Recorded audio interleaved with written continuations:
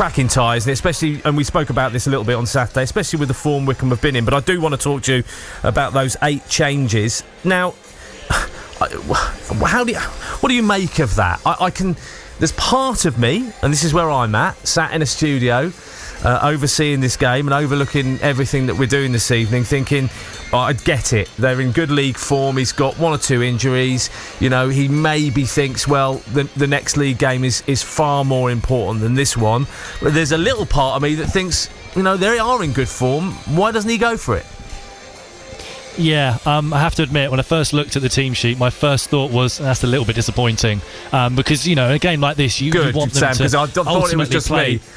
No, yeah, I think every Wycombe fan, I got a message from another Wycombe fan who kind of said similar to me when he read the team sheet as well.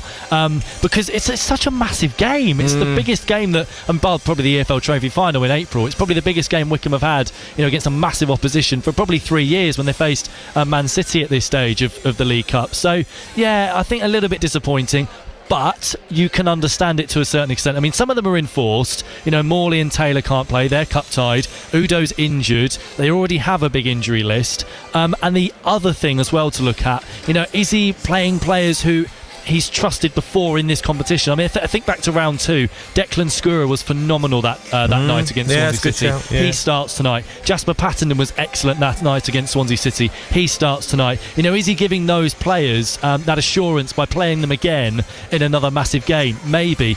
The other interesting thing about this game is that Wycombe's bench is probably stronger than Aston Villa's bench. You know, if Wycombe can get to a point where they're holding on to a draw or even a narrow disadvantage in this game, I back the Wycombe players to come off the bench and make more of a difference than the Aston Villa ones. I mean, Aston Villa's bench is pretty much all youngsters. I've hardly heard of any of them, bar Diego Carlos and Jacob Ramsey. Their starting 11's pretty strong, Aston Villa, even though it's 10 changes. It's pretty much the bench from the Premier League side. But the bench is pretty much all academy players.